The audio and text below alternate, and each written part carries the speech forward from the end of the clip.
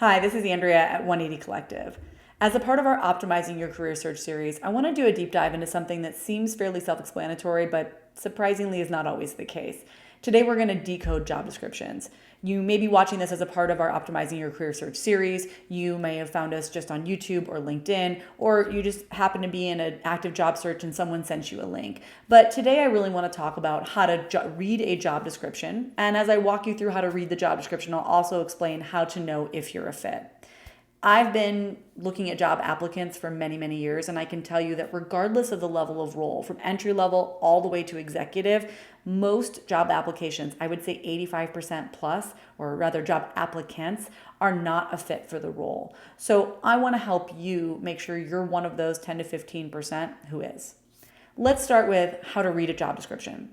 Now, what's important to know is that most job descriptions don't tell the full story. Even if they're written by the hiring manager themselves, which is not often the case, traditional job descriptions are very surface level and they don't give a lot of context. At 180, we actually, all of our recruiters create what we call a role insights document for all of our searches. The role insights document is just that. It gives insights into why a role's open, what challenges and gaps need to be addressed, the day-to-day versus the long-term goals of the role, the growth path, etc. But if you don't have access to that, you're likely just looking at a job description posted on any number of sites. That's actually another really good point. Where the job description is posted is important as well.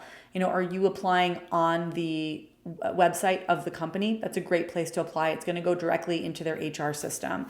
If you are using a job board site like a Career Builder, a LinkedIn, a ZipRecruiter, my personal favorite and the favorite of everyone here at 180 Collective is LinkedIn. If you're looking especially at executive level roles, that's the first place that I would search. When you see a job posting on LinkedIn or a company site, it's most often, as I mentioned, going to be very standardized, very whitewashed version of that role. Often that, as I mentioned, is not written by the hiring manager, and sometimes they're written by someone in HR who maybe doesn't have a really deep understanding of the position. But there are several things that you can look for to make sure that you're a fit. Sometimes the intro of a job description has really good information about the company, the culture, and oftentimes the role. As you're reading through that, you should really be asking yourself, can I easily understand the scope of the role and the problem that they're looking to solve? Does all of this make sense to me? Is it relevant? Have I heard these terms before? Anyone who's a fit for that role and has relevant experience should be able to answer yes to that question very easily. Next is typically the responsibility section. As you're reading through this, I want you to ask yourself, is this in line with the work that I've done? You don't have to have done every single one of these things before, but you should see a combination of a couple of things. First, you should see things you've already done or accomplished. Second, you should see things that you've been exposed to or you're familiar with. And the third are things that are the next logical step in your career. If the tasks that you're reading are way outside your spectrum of experience and understanding, it's probably off the mark and you're probably not a fit for this role. Now, assuming that the responsibilities are in line, next is going to be the required experience section, and this is really important.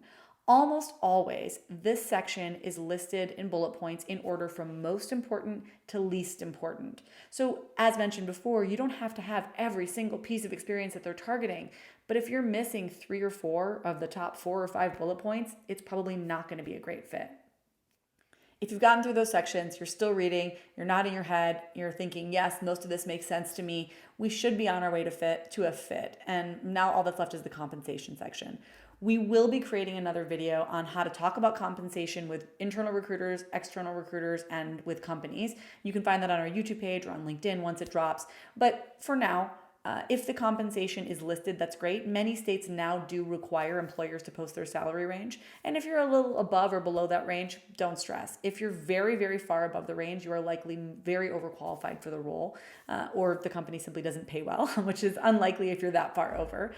And if you're a little bit under, if you're quite far under, go back, read the description, make sure it is a fit. And if you're still quite far under the range and you know that your experience is aligned, you may also want to look at your company to identify if you're being paid market rates or not. A recruiter can help you with that.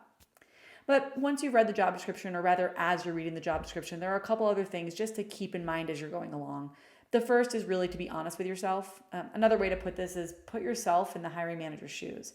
If you're hiring for a role and an applicant was clearly missing critical pieces of experience that someone else might not be missing that would enable them to hit the ground running, would you choose to spend your valuable time interviewing that person? Or more importantly, would people on your team feel slighted that you're interviewing or hiring people who are underqualified when they've all had to meet certain requirements to take a role with you? This goes back to understanding your market value and choosing roles where you can leverage your market value. If you haven't seen the video that we've made on leveraging your market value, I would say it's the single most important piece of information that you need to have before starting your job search. So make sure to go back and watch that. You can find that on YouTube or LinkedIn.